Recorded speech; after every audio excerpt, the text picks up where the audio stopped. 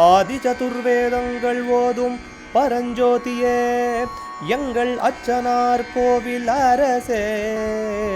நம்புவோர்க்கு உபகாரி என்பதில் இவரன்றியில் நாட்டில் ஓர் தெய்வம் யார்கான். ஆதி சதுர்வேதங்கள் ஓதும் பரஞ்சோதியே எங்கள் அச்சனார்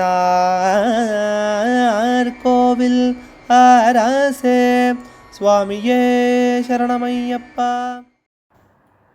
அச்சங்கோயில் அரசே சரணமையப்பா. பகவானுடைய 339வது நாமா திருப்பெயர் தெய்வஜ்ஞாய நமஹா. ஜோதிடம் அறிந்தவனுக்கு நமஸ்காரம். அதாவது கண்ணுனால பார்க்க முடியாததை அறிந்து சொல்வதற்கு தெய்வத்தை அறிந்தவனால் தானே முடியும். அதனால் அதிர்ஷ்டத்தை சொல்லக்கூடிய ஜோதிடருக்கு தெய்வஜ்ஞர் அப்படின்னு பெயர். எல்லாம் தெரிந்தவனும் ஒரு தாத்பரியம்.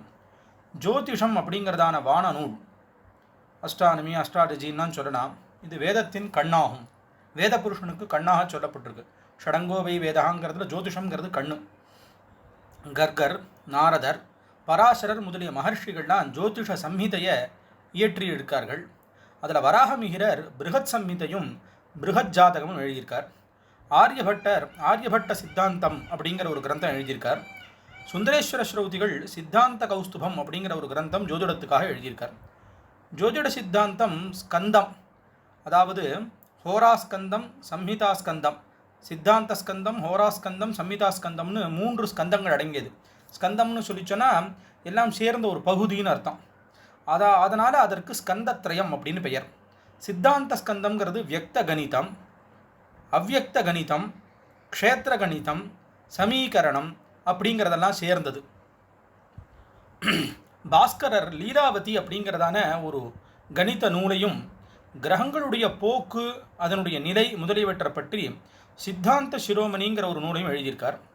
ஹோராஸ்கந்தம்ங்கிறது ஒரு காரியம் ஆரம்பிக்கப்படுற சமயத்தில் உள்ள கிரகநிலைகளை கொண்டு பின்னாடி நிகழப்போவதை அறிவிக்கிறது. சம்ஹிதாஸ்கந்தம் அப்படிங்கிறது நிலத்தடியில் நீர் இருக்கும் இடத்தை கண்டுபிடிக்கிறது, வாசன திரவியங்கள்லாம் செய்கிற முறை, வீடு கட்டுற அளவு, சகுன சாஸ்திரம், நிமித்தம், இதெல்லாத்தையும் சொல்லக்கூடியதாக இருக்குது. அதனால் ஜோதிஷ் சாஸ்திரம் அப்படிங்கிறது ரொம்ப விசேஷமான புனிதமான ஒன்று. அதற்கு வாக் சித்தியும் பகவானுடையதான ஒரு பெரிய அனுகிரகமும் இருந்தால் தான் அதை நாம் சரியாக இது பண்ணிக்க முடியும்.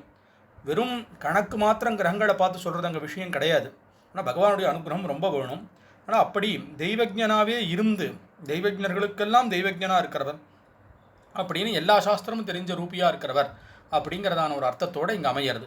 கிரகங்களினுடைய கத்தியெல்லாம் இவருடையதான இதில் தானே நடக்கிறது. அதனால் இவர் தான் அதற்கு ஆதாரமாக இருக்கார். இவரை சுற்றி தான் எல்லா கிரகங்களும் எல்லா காரியத்தையும் பண்ணணும். அதனாலேயும் தெய்வஜன் அப்படிங்கிறதான ஒரு பெயர் இங்கே இருக்குது. அச்சங்கோவில் அரசே சரணமையப்பா. அச்சனார் கோவில் அரசே. சுவாமியே சரணமையப்பா.